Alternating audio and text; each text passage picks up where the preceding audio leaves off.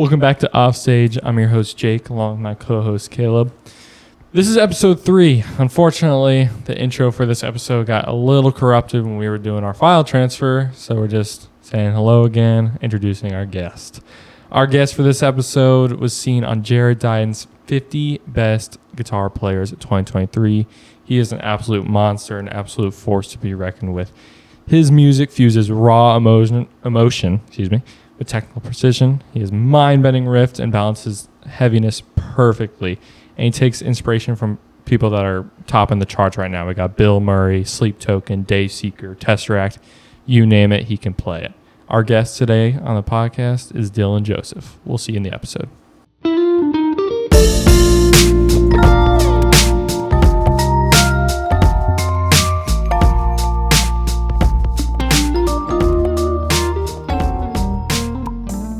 Dylan, how are you? Dude, I'm uncaffeinated, but I'm good. You know, I'm living it up here. And Right. I'm very, very happy to be here. Oh, thanks for having me. worried. Coffee, you need your coffee to start your day. No, it's 10:30 a.m. Jake and I are caffeinated up. Dylan, I'm a little worried for you here. Yeah. It's all right. I would be like shaking if I had it. So. No, yeah, I used to have such a caffeine tolerant, like high caffeine tolerance. Like I would be drinking 3 energy drinks a day. Now, like 1 coffee has me jittery. Dude, for real, yeah. It's I start getting a headache if I don't have coffee. No, yeah, I had that at work yesterday. I was middle of my shift, and I'm like, my head is pounding. Yeah. And I was just chugging coffee, and someone gave me a Celsius, and I was fine. But then again, like the second I get a little bit, it just kills me. Yeah. Well, anyways, about music stuff. Dylan, walk us through what you've been doing this summer, musically, personally, professionally. Let's hear it. So I've been doing basically as much as I can. I mean, I'm in college right now. Mm-hmm. I think that might be where we met actually. Quite in possibly. college, just maybe a little, but yeah. So I really see the summer as kind of this way to, I guess, plan out what I want to do after college. So I'm just kind of doing everything, experimenting a lot with just a lot of like different things in the music industry. So like I on top of my solo stuff, I've been basically just playing around as much as I can. I've been playing weekly down here in Nashville, at least once a week, and then on guitar. And then I've been playing bass for this country artist, Jet Juergensmeyer. He's my boy. Shout out, Jet. What's good? And yeah, so we've been doing a good amount of shows together. We just recently went out on a run last week, and we went from Nashville to Kansas City up into Idaho, about an hour outside of Boise. And yeah, I mean, besides that, I also was working with Allie Walker, who is another country artist. I'm doing guitar for her, and we had a gig in West Virginia, which is a funny story. That was a fun time. But yeah, and then, of course, just with my solo stuff, I've been really kind of just trying to dial in my sound with, I mean, you've heard the demos I've sent. I'm really trying to kind of get into that kind of heavy pop thing. Yeah. But like also make it technical and nerdy because, I mean, I'm a huge nerd at heart. You know, there's no denying that. But yeah, and then I've also just been recording for like my sister. Did that yesterday, for instance, and she's got some material coming out soon. Cool. So yeah, just dipping my hands into everything I can. Kind of taking a step away from live shows with my solo stuff so I can work on the material, kind of really go balls to the wall this fall. Bars. Look at that. Dr. Seuss on the set with us, ladies and gentlemen. What's good? But you've also been running with the Playboys a little bit. You did a little tour with them, I'm pretty sure, right? Yeah, so we've been basically we do this thing yearly where we go up to Ohio, Sorry. IO, no, for real. I'm not from Ohio, if that's not clear. I am. I love Ohio. Yeah, I could tell. Ohio sucks. Dude, you. I'm not there. I'm just kidding. Florida man over here, arrested for God knows what. Anyway, the Playboys are great. I mean, you guys play what, like weekly at the Old Smoky Distillery? Yeah. Yeah. So we play weekly over there. Usually it's like 5:30 to 9:30, but just kind of depending on circumstance, it could be like an hour. I feel like that's a long gig. Like I don't know how it kind of runs. Is it all covers? No. I mean, it's kind of just whatever people want to hear. So, a lot of it is just because we have that in our repertoire. But Right. Sure. we also actually, I don't know how I didn't mention this. Yeah, we've been recording like a lot of music recently. Oh, That's really? awesome. Yeah. Yeah. So, I think we recorded like 5 or 6 songs at least, and yeah, I mean, we've just been really kind of trying to get this to a place where we can just show people what we've been working on. Right. You know, that's more. I would consider that more like kind of like 2000s like alt or pop kind of stuff. That's kind of how I'm seeing it. But yeah. So yeah. But back to Ohio though. Yeah, we just go up yearly. We play at Chuggers in Streetsboro, and if you know, you know. That it is really like a if you know, you know thing. And that's the thing that I just personally love so much about it. Because like I just like the first time I went there, I just never expected it. And I was just like, oh my gosh, this is awesome. Right. Craziest, most magical night of your life. Dude, Chuggers. for real. So, yeah, we went up and did that.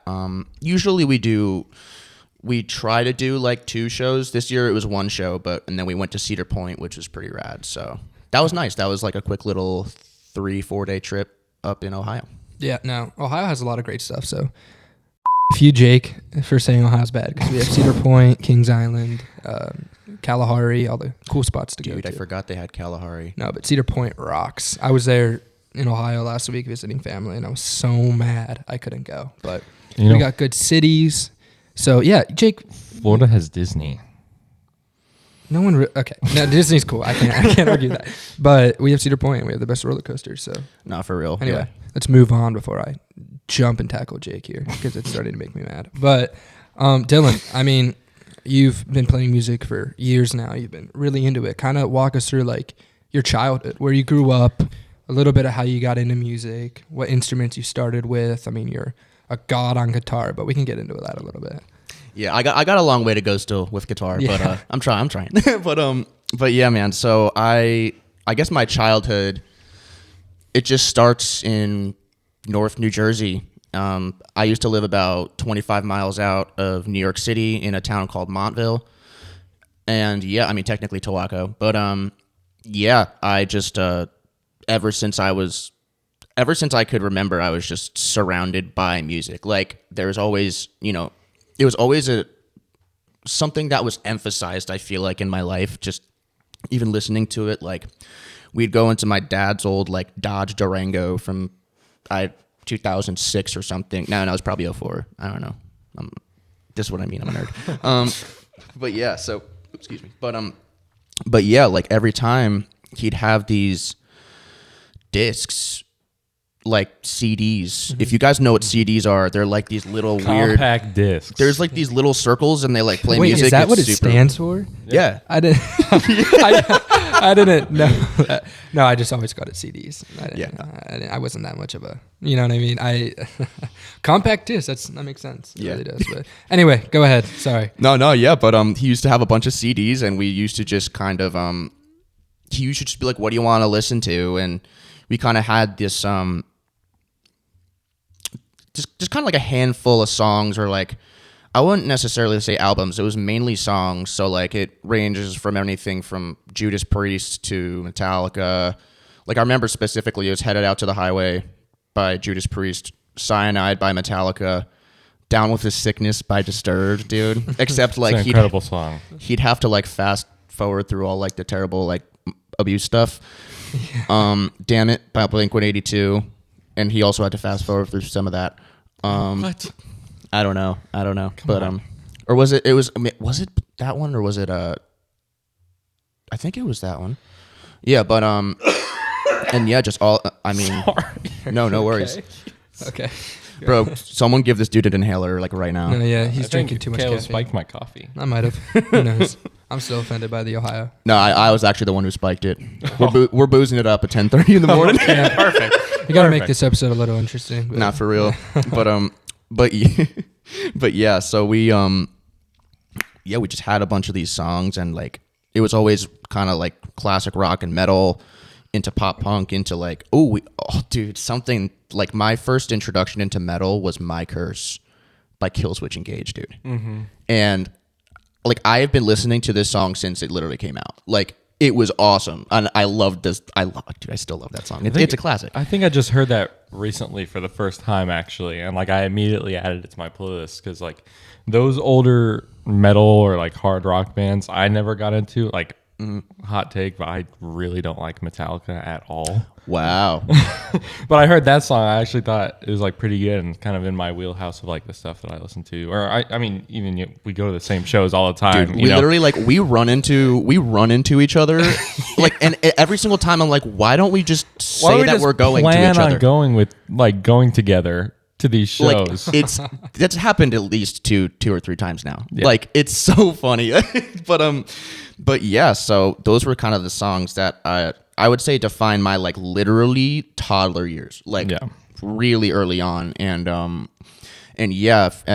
for as long as I could remember, I just wanted to play guitar. And yeah, I technically started on piano when I was 5, but I kind of lacked this thing called like consistency and work ethic because I was freaking 5 years old. Yeah, I was playing video games on my Wii at 5, I think. Dude, for real, I was like goated at Mario Kart. You had a consistent work ethic on Mario Kart. But who were your mains for Mario Kart? Oh, dude. What character were y'all running? I think on the Wii I was Koopa Troopa. Good old reliable right there. And then Jake was definitely Bowser. I just know it. Yeah, look at him. Pan over to Jake. Bowser and Yoshi. What a crazy duo right there. Like the dinosaurs, complete the opposite. reptiles. The reptiles. No, I was Periphery reference. I was Funky Kong. I was Funky Kong or Peach. Those were my two. Yeah. You would be Peach, bro. Shut the hell up. I swear it's for speed and she's faster. Yeah, 5-year-old Caleb just thought she was hot, maybe. No, I mean, not for real. Like, who didn't think she was hot when you were 5? Like, okay, this is a wait weird. a minute. back to Mario Kart. Back to Dylan growing up at 5. Ignore that. Yeah, I was a full-grown adult at 5 years old. Yeah. But yeah, I mean, but even before piano, I just always wanted to play guitar. And my mom, tried to get me to play piano.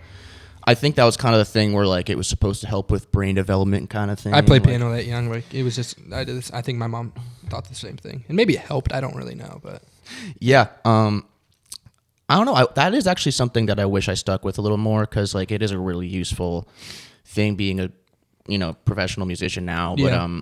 But yeah, and then a couple of years passed, and I was still begging to play guitar. And I think it was 2nd grade. Technically, I was 7 years old, and my mom was like making me she got me this set of Magic Treehouse books. I loved the Magic Treehouse. They were loaded. Holy absolute best. I haven't thought of that in probably a decade. Dude, right? Oh my God, bro. So we got like the whole set of them, right? And she like made me read them because she was like, I'm not wasting, I guess I'm not wasting my money on it. Like this was expensive, like you're going to read all of this, right? I hope you read them in order because whenever I went to my school library, I had to get like the next numerical one. Bro, yeah. Y'all don't know ball like I do. I literally was so convinced it was real. There was this, my God. There were these woods next to like my house, probably 5 minutes down the road that we would pass every day because my mom and my whole family went to church. Mm-hmm. So like there was a specific road we passed like 2 times a week, and I could have swore my like 6-year-old imagination thought the treehouse was in there, and I was like, we have to go. There's this one little trail. I got to go see it. And then afterwards, you went back home, booted up the Wii, and selected Peach as your character. Yeah, but I thought it was so real. Anyway, Magic Treehouse, man, what a good reference right there, dude. Yeah, that was like some childhood stuff for us. But yeah, I think it was the book that had like the octopus on the cover. If I'm not tripping, it's not the one with the sea serpent. It's the one with it was another one involving water. I'm pretty sure. But holy shit, you know these books, man. You still read them probably. yeah. I got I'm not the best with was reading, it so. A Dark Day in the Deep Sea? Probably. Yeah, that's definitely it. Holy shit, it was probably that. Yeah, I think it was actually. So yeah, I was in the middle of reading that, and my mom was like, "If you finish this book by this day," or like she booked me a guitar lesson, right? And she was like, if you don't finish this book by that day, like you're not gonna get the guitar lesson, right? So I was like, I really gotta do this. I didn't finish the book. I was reading it, but I didn't finish the book. And this is actually something I kind of think about, because if she did just cancel the lesson, like that would have changed my life completely, Sure. right? So like I was reading the book. I think I was halfway or 3/4 through. And yeah, I mean, I was reading the book on the way to the guitar lesson. And yeah, I mean, my first guitar lesson, I was 7 years old. And from there, I mean, I just didn't stop. And 13 years later, here we are. Did you learn like acoustic first, or was it electric? I actually learned electric first, which Okay. a lot of people I know do acoustic first, but I was under the impression that like electric guitar is easier to start on. Yeah. And I also just wanted to play electric guitar. I was just Cool. like, yeah, no. Right. Especially if you like grew up in the environment where you're listening to all that metal or rock, like of course you want to play the electric guitar. That's what sounds cool. Like Yeah. I even wanted to play electric guitar for years because I was like, this is so cool. Like everyone I know that's cool is playing electric guitar. No, for real. But acoustic was still cool. I never got into it. I was more into piano. Like I said, shout out mom for wanting me to grow my intellectuals. So yeah, I still play piano to this day, but Yeah, that's nothing, what's up. Yeah, nothing too good. But dude, that's awesome. Like that you started. So like, what age was that? I was 7. 7, and then you just never stopped.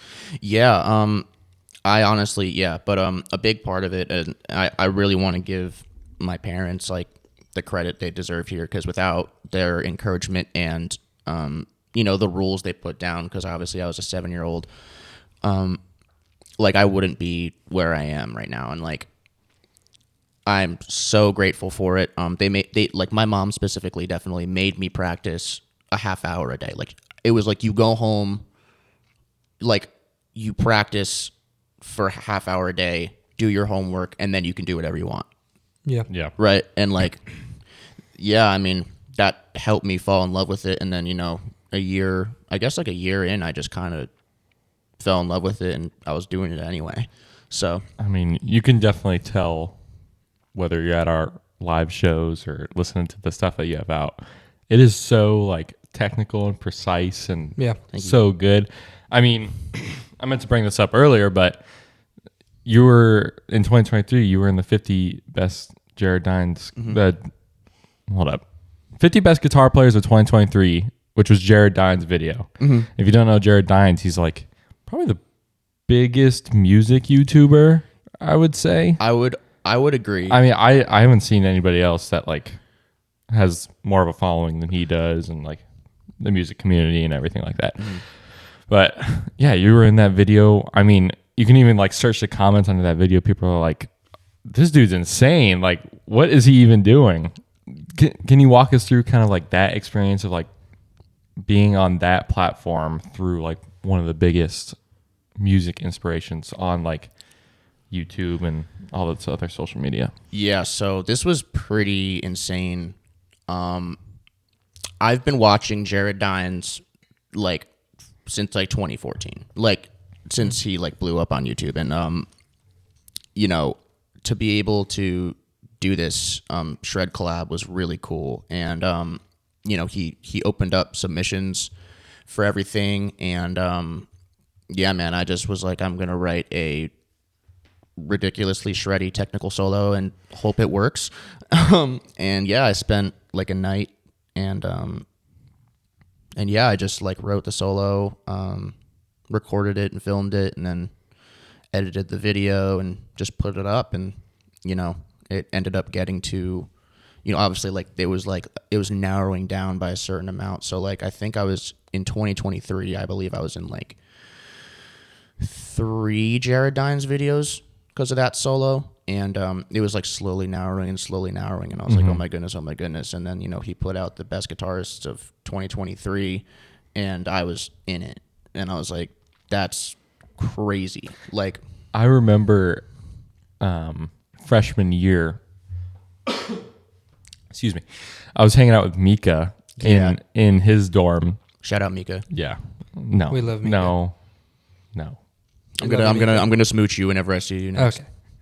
Sorry, Lydia. Anyways, I'm gonna in the edit, I'm gonna bleep out you saying smooch just so it sounds like you were gonna say something. that would be no. Please do that. Like, That I'm would gonna be kill so. you, man. I'm just gonna Anyways, I was sitting in his dorm freshman year, and he was like, dude, I just met this guy that played in Jared Dine's video.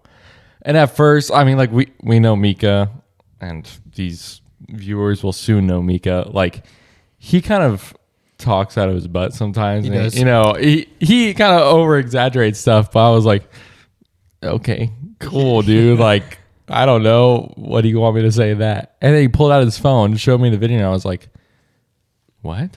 Like, who is this guy? He's like, is my buddy Dylan. Like, he goes to Belmont, and like, he wants to like form a band and everything. And at that point, I didn't like do anything after that. I didn't reach out to you. It was only until, I know, my introverted self, it was only until Keller had his show at Girl House, where I like kind of recognized you from like Instagram and stuff, because we had been texting and like DMing back and forth. And I was like, holy crap, that's the guy. He's gotten millions of views playing this crazy guitar stuff. Like, that's exactly what I want to play. But yeah, I went to that show to meet you, if you don't know. Oh, really? Yeah. Really? Yeah, because we've been talking, and I was like, yeah, I'm going to go to, because I used to go to those house shows like all the time and just like, you know, meet people in the scene. Yeah. And I just used to love to do that. So that was actually why I went to that show. But yeah, if you guys don't know, Jake is also the drummer in my band. He sucks though. Shout out Jake. Yeah, seriously. He definitely didn't drum on the next single, and it definitely doesn't sound actually insane. But oh, it's Crazy so single. good. God, dude, it's so good. I can't wait for it to be. We can out. we It can we can sounds so dive into good. that in a little bit. yeah, but yeah. getting back on track to what Jake was talking about, being in that like top 50. I mean, does that? I know this is kind of like an opposite question to that, but like, do you feel now more of a pressure to like perform at that top 50 level all the time? And I'm like, I know you always want to perform your best, of course, but like, if I was in that scenario, like, once I kind of get that publicity off of that, I'm like, okay, I got to be on my A game now at all moments, because people might recognize me or see me. Mm-hmm. Yeah, I would say absolutely, and to a detriment. Yeah. 100%. I would say I even had that before that video. Yeah. I did have some stuff. Like, I mean, I played at the Dallas International Guitar Festival in 2021 in the 10 under 20 competition. And, you know, that was also one of those things where it was just like, you know, also growing up with social media, there's a very unrealistic standard. Yeah. Yep. Which, you know, I guess it's a double-edged sword. I think that's the correct term, because it's That's like, perfect term. okay, I'm so bad with words, dude. It's crazy. But yeah, like it motivated me like crazy to mimic these people who were editing their stuff, but also like I would get sad if it like didn't sound like perfect. Sure. If you guys do want to hear more about the effects of social media and how deep it really goes, you can check out our first episode on all Spotify pages with Griffin Tomeno. Just wanted to plug that a little bit. But yeah, we completely agree with you. We just talked about that with Griffin for like an hour. Like, it is so frustrating, especially when things don't go your way. And there's a level of judgment behind that too, between not only yourself, but also the people around you. You know what I mean? Yeah, man, 100%. And like, yeah, definitely expectation is a big thing. Sure. That is a priority that I've been taking for myself, because like, you know, I would just work myself into the ground and then just burn out and do a bunch of really dumb stuff. Like, I would just, and by like dumb stuff, I mean, I just like wouldn't take care of myself. I just like, I guess I'd just kind of like party way too much and get way too drunk and all that stuff, you know? I mean, we've all been there, I guess, but like, it's just not healthy. And then like, Sure. and you know, I definitely want that to change. So, I mean, it has changed, but yeah, like, I don't know. It's just kind of figuring out how to balance it all also, just like with expectation and reality and just everything going on, you know? Yeah. No, yeah, that's completely fair.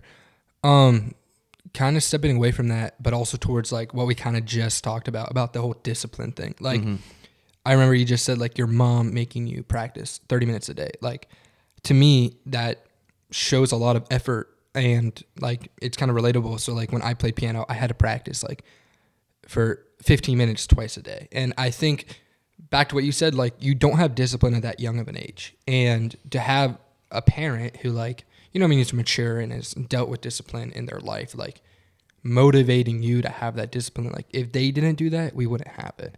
Now, do you think like if it, I'm not like not to kind of get back into the parent thing, but like if your parents didn't have you practice 30 minutes a day, do you think you'd be at the level you're at? No, Yeah, absolutely not. I Absolutely agree. not. Okay. That dives into a whole thing. Like your people that you surround yourself with at such a young age really do motivate you to become the person you're supposed to be. But I completely agree. Like if it wasn't for my parents, I wouldn't have been good at piano at that young of an age or doing actual good things in my life at that young of an age. Like, yeah, man, it's true. And even in today's world, like the people you follow, they motivate you and you follow in their footsteps. Do you still have any motivations or people who motivate you or like people you look up to at this age in your life? Yeah, I try to, I really do believe that I look up to like all of my peers in one way or another. You know, I really always try to see something and learn from it, you know? Like just my friends, you know, like, I mean, you with drums, Mika with like, again, I mean, Mika's unbelievable with guitar. Like, when I met him, I was like, he's the best guitarist I've ever met. Right. And, you know, it's like he's insane. And it's just, seeing how he phrases things and he just plays different. Like it's very inspiring to me. Cause I'm like, oh, I could go nerd out and go down that rabbit hole. But, yeah, I mean, also like besides my peers, I have very good support for sure. That's always motivating and reassuring. But you know, with my family and my friends, so shout out family, friends, thank you. It goes a long way. And then yeah, I mean, of course I still look up to so many guitarists, like even the guitarists like that I used to look up to when I was a kid, I still look up to. Like that's still there. But as more modern guitarists come out, there's always something that's just like whoa for me, and it's just like yeah, it's never ending. Like I'll always be a student. I'll always be learning. There's so many guitarists that like keep emerging with like their own special little techniques or melodies that like kind of adds on to that tower of like not what you should learn, but like what you want to learn. And like you're really never stopping at that point. No. You know what I mean? Like ever since Mika and I saw Animals as Leaders live, like that was 3 years ago, two or 3 years ago. So you saw them with intervals? Yes. Okay, I saw that tour The Parisian 2 nights tour. in a row, dude. It was so sick. Like, but yeah, all the time when we're kind of just like talking about it, or I'm playing a song on the drums or anything, he's trying to do like the thumping thing that Tosin does. It's like little stuff like that. Like these people making their own techniques and different ways of doing stuff. It just adds on to that repertoire that you kind of have to add to your collection. You know what I mean? yeah, dude, 100%. And yeah, I think that's a very good example. Like that also thumping like is just this is just kind of a side note. Like that's such an interesting one too, because like I learned it I think like 3 years ago, and it's actually like way more translatable than you might think. Oh, Like really? yeah, it's very helpful with a lot. Like even if you like drop your pick, you can just double thumb.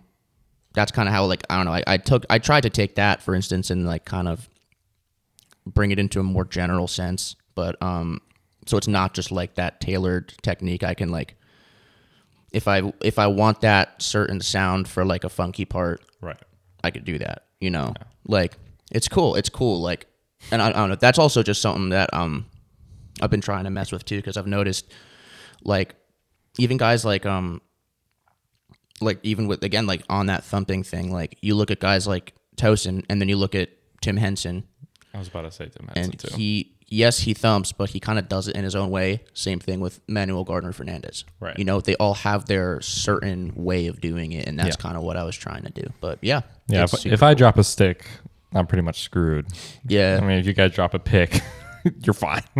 Yeah. Yeah. That actually was a goal of mine once I got to school too. And I tried to actually showcase that in the Jared Dines video. It was to be able to, literally, if I'm doing something like, I guess pretty technical. I want to be able to play it with a pick and without. So like if I drop it in the middle of a solo, I'll just keep going and no one will notice, kind of thing. So that's why I swapped to my hand, and I did a lot of the finger picking legato stuff in that. I think I like that because it like showcases that ability like to seamlessly transition from one to another. You know. Yeah, Cool. I hope it did encapsulate that because that was the goal. So. I also I'm not really familiar with a guitar or anything, but I feel like there's always something else to learn. Like, I feel like guitar is such a creative instrument. Like, it can always be created to do something in a different way. There's always a different tone to play or a different style. And it's always adapting to be something new. And there's so much, like, creativity with the boards or the pedals you can play with. So, like, there's always something new to try. And I feel like that's such a cool art to have. You know what I mean? Like, I'm sure it's the same with, like, pretty much every instrument. But, like, I feel like the level of guitar and drums are different in a way. Like, guitar is so much, like, your drums are they're pretty much the staple of the sound. So like those aren't really gonna change as much as like guitar can. And I just think that's so cool to me, and that's why I've always had a draw to a guitar because it's such a cool and versatile instrument. I feel like. Yeah, I completely agree. Like, there's just so much, especially now. Like, there's so much you can do, and it's just like even just besides the guitar itself, like. Making a guitar sound like a freaking helicopter or a machine gun. Like, it's like, that's like some Tom Morello stuff. But I think he's a good example of that because he uses these effects and he and his guitar in very unorthodox ways to enhance the music, you know? And I think that's a super cool thing, especially with pedals and like all that stuff. I'm kind of like, with my stuff, I really kind of like going into the ambient kind of stuff. Even with like pitchy stuff, like I was in a session for Jack Masseri. I think it was oh my gosh, that was a while ago now. It was like earlier this year, and it was for his song Joan, and that song's about his grandmother who passed away. And I was, I'm like a metal guy at heart, right? So I go into this like acoustic kind of folkier setting, and there's like a fiddle player, and I think there was bass, but like, it was a soft song. So I was like, what can I do to like, what can I contribute to this, And I kind of went on the idea of like, I want to make my guitar sound like that, like Joan's soul. Right. Right. So I did that. I did some tinkering and stuff, and that's like, if you hear that song, that little like shining like drone thing that kind of like swells in and out, that's what that is. It's one of the biggest, like most important things I think you have to do with music is you really have to play to the song. Mm-hmm. You know what I mean? You really can't let your ego get in the way. It's like Problems was, or your new song, sorry. No, I think I'm down to talk about that. Okay, your new song Problems. Yeah. It was like, that is way more in my wheelhouse, kind of just like ramming and driving at the drums, Yeah, man. And then you go and listen to like Only 18 by Keller, and it's like so laid back and everything. Mm-hmm. That's like out of everything you can do in music, like that's how you be a musician. You have to play to the song. I can't be playing double bass Problems type stuff on Only 18. I'm not gonna be like piano dynamics on Problems. You know what I mean? Yeah, for real. But yeah, there's no laughing on this podcast. No, you can laugh. If we're talking about Keller, we can laugh. But no, to kind of interrupt there a little bit, do you try to kind of stick with like, I don't know if aesthetic's the right word, but like when it comes to like playing your guitar and like a certain, I know you said ambient is kind of what you go with. Do you try to experiment with new things, or do you kind of have like a set style you kind of just stick with? So I've definitely over the past, I guess I've been writing for this Dylan Joseph project for, I guess it really kind of started like 2 years ago. I really started putting it all together, like my ideas and what I want to do with everything, right? So, excuse me, but Yeah, I mean, at first I really kind of wanted to do this. Like I wanted it to be very inspired by Bill Murray, and I think it still is. But like I was really kind of getting into that distorted like split coil sound that like Bill Murray at the time and like Ollie Steele were doing from I guess formerly of Monuments, but yeah, and then I just wanted like really belty vocals, just loud balls to the wall kind of stuff, but also I wanted to I mean not always balls to the wall, but like I really wanted like my music to be very dense, right? Yeah. I still do want that, but like in a different way. But I think now I've been really kind of thinking about all this stuff, and like I've been acclimated to a lot more genres than I was, and I think that the direction that my music is going is a lot more like Problems, and that's kind of I feel like a really good amalgamation of all of the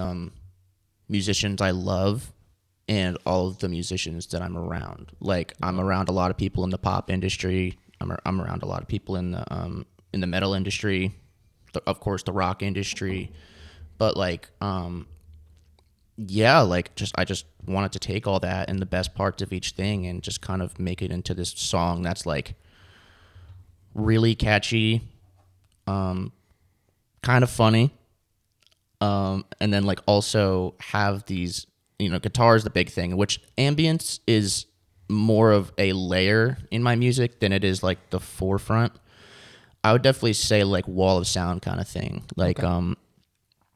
Definitely having those huge guitar tones, making it just hit super hard, and yeah, just definitely experimenting with more effects now, octavers, and Problems was originally recorded on an 8-string, and then I actually went to a 6-string, like pitched down an octave, and then I put an octaver on it, and it was super weird, but it sounded massive. So and then yeah, but I want to combine that with kind of the technicality of bands like Invent Animate. So like that second chorus, for instance, because you've heard it, they haven't, like that second chorus I think is a good like amalgamation of that, and it's just chaos. Yeah, the whole time. It's great. But that's yeah. I'm glad he kind of got on that point of like it's an amalgamation of kind of, and you're taking inspiration from all these different bands that you're in, because like if you've seen at least a song played from all your different bands, like Dylan Joseph, Playboys, Jet, and Carter, whatever. And then you listen to Problems, you can hear every single one of those little nuances, especially after this like final mix that Nick did. Shout out Nick. Yeah, shout out Nick. So good. It's incredible. It is so good. Ridiculous. Like the demo to the final mix is just so different. Unbelievable. I text him, I'm like, I need you to do a mix of my drums because they sound killer, dude, in that thing. But that's exactly what I'm getting to, that because like every little thing in that song you can tell feels like a different genre. The instruments feel like that metal and rock side, and then you have that like kind of I don't know what to call it, like EDM, or like with the drums especially, that more processed sound, like that is so pop and like that mainstream. Yeah, the one thing with that is like that is so hard to pull off, in my opinion. Like there's a lot of people that can't do that. So the fact that like Problems turned out so cool with all that mix, it really shows the effort, and like it shows you, if that makes sense. Like you talk about you being versatile and having all these loves for different genres, and you play for all these different bands, and this song is like the living proof of that. Because it's one thing to like preach about, but it's one thing to actually show your work, and I really think that's what Problems does. Well, thank you very much. That does mean a lot, and yeah, man, it's just Nick totally made this song come to life. Like it's crazy. I mean, he produced on this one, but yeah, and then he mixed it as well. I'm gonna send it to Sam Moses for mastering. But shout out those fellas, they're pretty rad. But yeah, man, like this song really was the first song I've ever recorded where it was like what I heard in my head. Yeah. And I've been really trying to take some time and find my people in terms of like who I'm, gonna play with on stage, who I'm recording with, who I'm writing with too. I mean, if you're ever down to write, by the way, shout out literally anyone. I'm so bad at asking, and I totally get in my head about it. And we're in Nashville. Biggest city to be in. Right? Yeah. Like, it's just, I don't know. I get so nervous about that. So if you want to write, just literally let me know, dude. I'm so down. But yeah, just, all that stuff. And, yeah, dude, it's just nuts how that song turned out. Like, I can't even believe it. And I don't know how in the world I'm going to follow up to that, but I've been trying to figure it out. I have another song that I'm going to start working on, I think, next week. So look at that. Yeah, you'll be able to see Problems pretty soon, hopefully. Yeah. So I'm trying to. I don't have a solidified date yet, but it's soon. Yeah, you'll be able to find that release date and all the marketing and advertisements for it on Side Stage Management on Instagram, along with Dylan Joseph Guitar. Is that it? Yeah. For the Instagram, you'll be able to see it there. Make sure to give us both a follow, and it'll all be posted on SideStageManagement.com. Yeah. We're gonna have a good time with that one. It's gonna be fun. It's gonna be a blast. Yeah. And now I have a sample pad coming in, so we can add some cool sounds and make. Ooh. Jake got jealous in the little talk we just had about pad, dude. All the pedals that we were just talking about. Yeah, I gotta have my own little special thing. Jake's gotta spice it up. Dude, so our live shows are gonna go crazy now. Dude, they're gonna be insane. Like I would argue that they already go pretty insane. Yeah, we go crazy. We jump around. Well, yeah, Jake jumps on the drums. Yeah, I try my best. I'll never forget. This is so off topic, but I think it was at the end, and Dylan was playing. And it's towards the end of the show, and I just look at Jake, and he's standing up as he's playing the drums. Like, he's like, get the F off, get the F off. Like, he's just trying to rile people up. I'll never forget that. Funny. I got a big adrenaline rush playing. No, yeah. I'm sure. That's the one benefit of performing, especially with a good crowd. And we can talk about that in a little bit with Battle of the Bands. We got to start wrapping up here in a sec, but we can finish with that. But I'm sure the adrenaline rush you can get just by a good performance is crazy. I think that's definitely something that my whole band pride ourselves in, is just how insane we go live. Like, we just go nuts. We just let it all go. And you're going to be moving at a show of ours, I guess. Yeah. It's weird. I never know if I should say mine or ours. Like, I don't know. I wouldn't be yours. I wouldn't be where I am without my band. So that's why I say that. But yeah, I'm kissing your ass. I am your band. I am Dylan Joseph. All right, wrap it up. Dude, yeah. And I'm Jake Didamasso. Thank you for watching. But yeah, dude. So to Battle of the Bands a little bit, to the people that are listening and don't know what Battle of the Bands is, it's through the school we go to, Belmont. They host what's now known as a rock showcase, but before it was Battle of the Bands, where they take 4 rock bands through basically a concert to all of Belmont and the public. It's sweet. Usually a couple thousand people show up or around. There had to have been like 2,000 on. There was at lawn. least 2,000 people, dude. It was insane. And this is actually a really crazy story how that all came together. Yeah, so. And it's not just something you can just get into. It's a lengthy application process, and it's pretty competitive. So to play it is such an almost honor to be able to do that, especially with your school. So Dylan played that last year, and Jake drummed for him, of course. Mika was the guitarist, but kind of walk us through how all of that went. Yeah, this is a pretty crazy story. So I was, I think this kind of starts a couple months before. I was really trying to get my band together slowly, and I think the only people who I actually had in the band once I submitted were actually you and Mika. And after that, so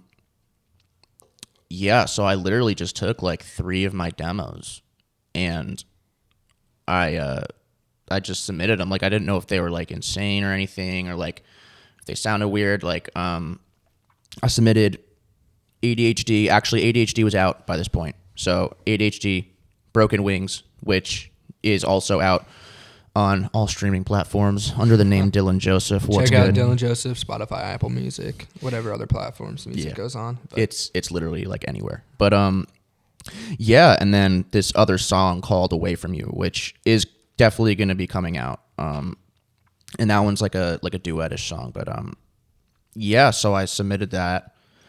And, you know, I got the email. It was like, oh, you're in the top 8. And I was like, oh my gosh. And then it was like, you're in the top 4. You're in. And I was like, oh my gosh, like what's going on? Cause like I was just this kid who would just write stuff in his room alone. Yeah. You know, like that, like I was like a bedroom gent kid, dude. I still am. But but like, you know, to really see that and like feel that my work was regarded in a high sense, like it was really inspiring, right? Issue was I didn't have a whole band. So I got the time from you getting into the showcase until like the night of the showcase, like after we played and everything, was like hectic. It was gosh, crazy. it was crazy. It was ridiculous. Yeah, so I basically got my band together. So that band consisted of you, of course. Yeah. You know, the whole band. Actually, I could just stop talking now. But yeah, so it'll be it's Jake, Mika. It was Luke LaMotta on bass. He's no longer in my band right now, but he's the GOAT. He's insane. Eli Drano on keys. And then my sister, Nikki Naradka, on backup vocals and also some lead vocals for Away From You. So, yeah, I'm not forgetting anyone, right? I'm not tripping. No, I don't think so. That would be, like, I'm uncaffeinated. That would have been goofy. But yeah, so that was everyone. And then I spent this next 4 weeks just making videos for every single part and walking everyone through each song. And, you know, I just practiced my ass off just alone because we were all in different parts of the country at this point. I mean, I think all of us live in Nashville now. But at this point, again, like, you and Miko were in, like, oh, and actually, I don't have to say where everyone lives. It's creepy. But I lived at 8, 9. And my social security number is no. But yeah, so we were all across the country at this point, and we all came in person. Wait a minute. We all met up in person. You freaking weirdos. And this is the week before. We had like 3 rehearsals? Yeah. So we had 3 We're gonna rehearsals. lock in.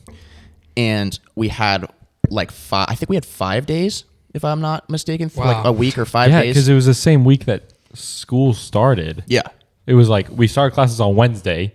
Yeah. And then Thursday was like a regular day. And Friday was Battle of the Bands. Yeah. It was insane. They do it so quick because they're really trying to get like the freshmen to be more involved on like the stuff. Yeah, going on. it's, So like it's on that like list of it's like freshman 15 or yeah. whatever. So what Belmont does is I think it is 15. So it's like they do 15 straight days once you move in of like activities and events to do to kind of get you in the area more comfortable, especially you're moving away from home and that kind of stuff. Yeah. It's a big switch for the people outside. So I loved it. Like when I did it, it was great to have all those events to go to. I didn't go to them all, but like it was cool to have. And like I remember my freshman year, I tried to go to Battle of the Bands and it was so full I couldn't even get in because it was that indoor venue that they have. Yeah, so like which was supposed to be outside, but it was raining. It was raining that day, so they couldn't do it. So I was so mad I couldn't go because whatever. Then I went home and did whatever. But it's such a cool and opening thing for Belmont to do, and it's so beneficial. And to kind of tie you guys in, Belmont does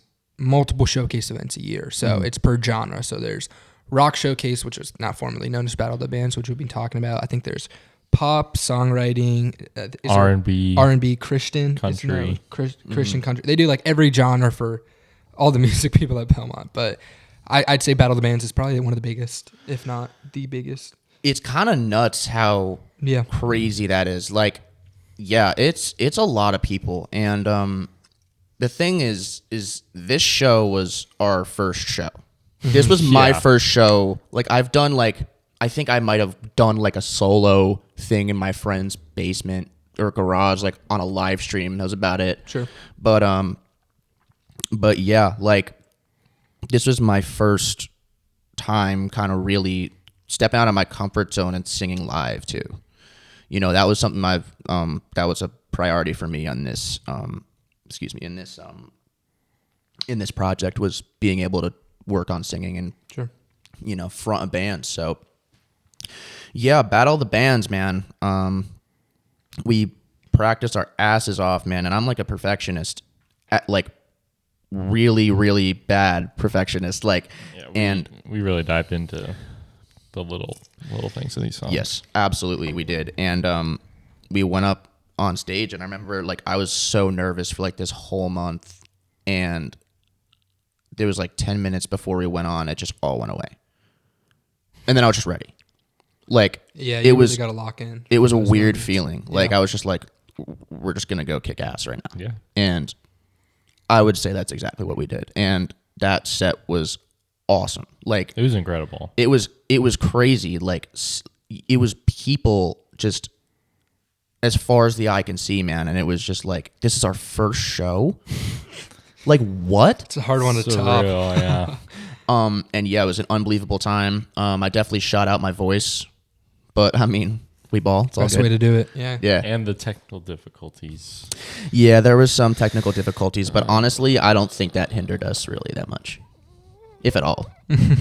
No, it didn't. It's just it made me mad. It's annoying. Like, I get it. Yeah, it super is. annoying It is a like, little rough, but- why are you sound checking the first band first and not the first band last? Because then everything gets messed up. And Yeah, I don't know. I mean, look, we're all so learning, I guess. annoying. No, for real. But yeah, I understand that. And like, it's such a big show. You think there's a lot more planning behind it, especially since, like, for example, one of our bands that we manage is now in the Rock Showcase upcoming. So like, they figured that out like what, 2 days ago, right? I'd say like it's July and it's not for another month. So like, and you got to think the application's open a month ago. So like, this is something that's so planned out. So like, I would completely be frustrated if something didn't go right based off like the most simple thing about sound checks. Like that Yeah, is man. like staple 101 for any type of show. This is how you do it. You know, the people that go last start and then it goes backwards. So it's kind of annoying. And I understand that. All that matters is that we had fun. Yeah. No, dude, it was a great show. It was awesome. Yeah, we didn't end up moving on to Best of the Best, but this is a band I work with now, Raw Honey. Yeah. Yeah. So they actually made it, and they won the entire thing. So they were actually going to play at Bonnaroo this year, but I got rained out, which sucks. Yeah, But that does suck. you know, we lost to the Goats, so I'm chilling. But and it was our first show. Like that was, Good. dude, they're freaking unbelievable, dude. Yeah, shout out Raw Honey, Ryan O'Connor, Mitch, all you guys were freaking Nick, dude, like unbelievable. So and Kevin Bull Jr. of course, he was the guy who actually inspired me to. We love Yeah, Kevin he Bull won. Jr. He won Battle of the Bands League. last year. Yep, he was the guy who inspired me to do it. I remember And, seeing his set at Best of the Best, and it's freaking nuts, dude. this guy's he's win. Yeah.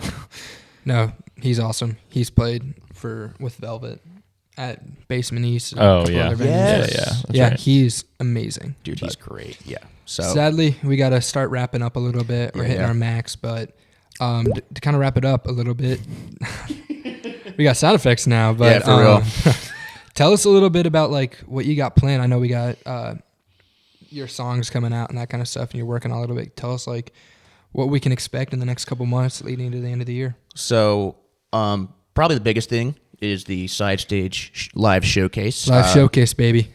Yeah, so that's something that I've been already starting to plan out. That show's going to be the most insane show that we've ever played. It's going to be. Yeah. Dude, I didn't even like tell Jake yet. Like I got a lot planned. Like I want to get like a whole like rack and shit and like a light system and like make an intro and like dude, make this like crazy. Dylan's going last, or I mean, there's no really headliner. We're not per really se, headliners, but yeah. We're for closing the out sake we're of the closing out the term, night, man. Dylan's headlining, so watch it. Yeah, it See is it. Buy November your ticket. 15th. Buy your tickets. I cannot stress this enough. We are probably going to we are going to sell out. Yeah, no, this is definitely going to sell out. Like the bands on this, I mean, it's Velvet Mirage, Keller, Griffin, and then myself. Like it's just going to be ridiculous. Like it's going to be ridiculous. Show of the year, baby. Yeah. Please buy your tickets. It's going to be so fun. You're going to see so many good bands. But other than that, what are you working on? So I will be playing as many solo shows as I can. But I also will be going on tour with. Actually, I don't know if that's been announced. We'll bleep it out. But I'll be going on tour. I do need to figure out for how long, because it could be anywhere from like 5 days to 3 weeks. Just like time frame. Sure. But but yeah, and then of course with my solo stuff as well, and the Playboys, like we're working on material. I definitely want to work on my solo stuff and like really putting out music, dialing in this sound. Sure. Really getting more music out there for everyone to listen to. That's really my biggest thing that I know I need to do. So, dude, that is awesome. So once again, you can check out Dylan Joseph on Apple Music, Spotify, all other streaming platforms. You can find him on Instagram at Dylan Joseph Guitar. And if you want to start to check out a little bit of our stuff, you can find us at sidestagemanagement.com, along with our Instagram, Sidestage Management. The management is MGMT for the people. We didn't make it too long for you. But yeah, we have November 15th, our showcase event coming up. Please buy your tickets. It's going to be super fun. We're super excited for that. And other than that, you can, like I said, find Dylan on all streaming platforms. He's got music coming out, so go ahead and give him a follow. It's going to be awesome. But Yep. Dylan, thanks for coming on. Thank you so much, bro. Thanks for coming on our episode. We were super happy to finally get together and do this. And yeah, man, it's been a pleasure. I'm very, very happy and honored to be here. Yeah, So. of course. And for the listeners, we'll see you next time.